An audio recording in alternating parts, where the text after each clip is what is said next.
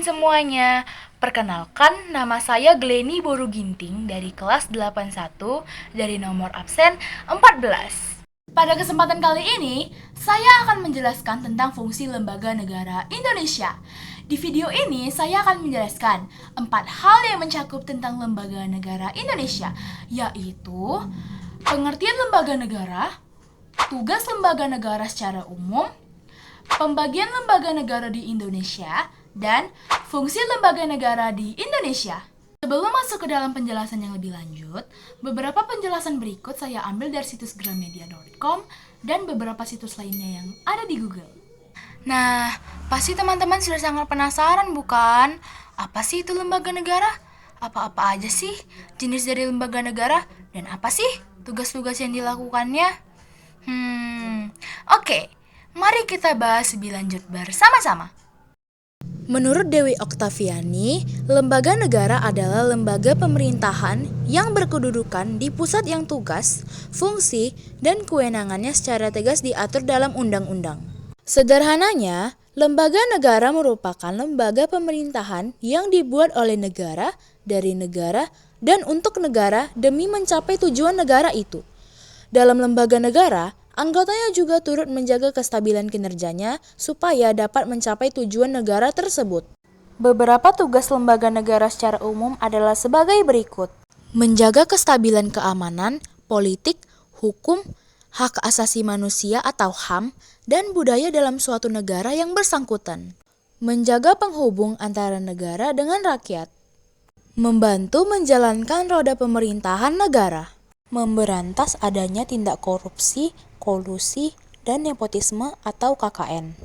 Indonesia selaku negara demokrasi menjalankan pemerintahan dengan penerapan teori trias politika. Trias politika merupakan pembagian kekuasaan pemerintahan menjadi 3 bidang dengan kedudukan yang sejajar. 3 bidang tersebut adalah eksekutif, legislatif, dan yudikatif.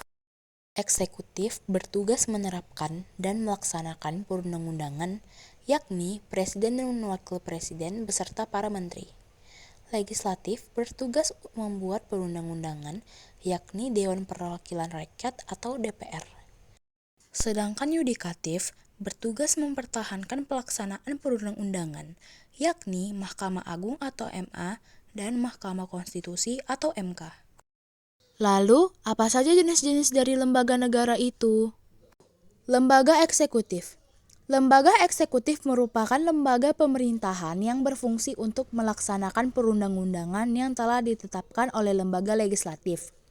Di negara-negara yang menganut pemerintahan demokratis, biasanya pada lembaga eksekutif terdiri atas kepala negara, bisa raja atau presiden, disertai dengan para menterinya.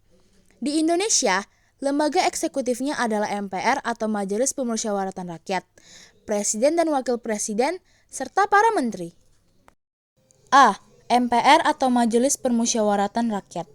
Sebelum ada amandemen Undang-Undang Dasar 1945, kedaulatan yang berada di tangan rakyat dilaksanakan sepenuhnya oleh MPR.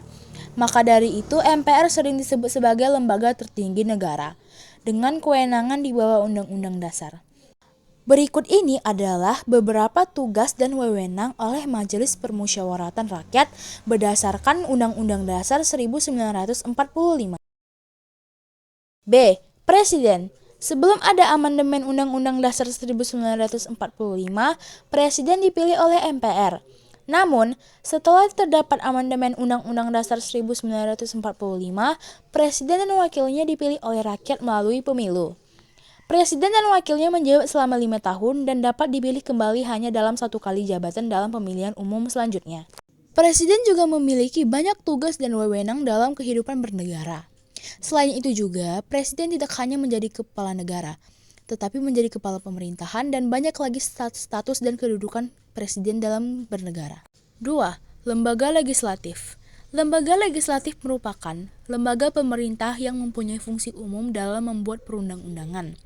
Lembaga legislatif ini memiliki beberapa fungsi-fungsi legislasi dan fungsi kontrol. Di Indonesia, lembaga legislatif adalah Dewan Perwakilan Rakyat. A. DPR atau Dewan Perwakilan Rakyat. Anggota DPR berasal dari partai politik yang dipilih rakyat melalui proses pemilu. DPR bertempat di tingkat pusat, sedangkan yang berada di tingkat provinsi dan kabupaten atau kota adalah DPRD atau Dewan Perwakilan Rakyat Daerah. B.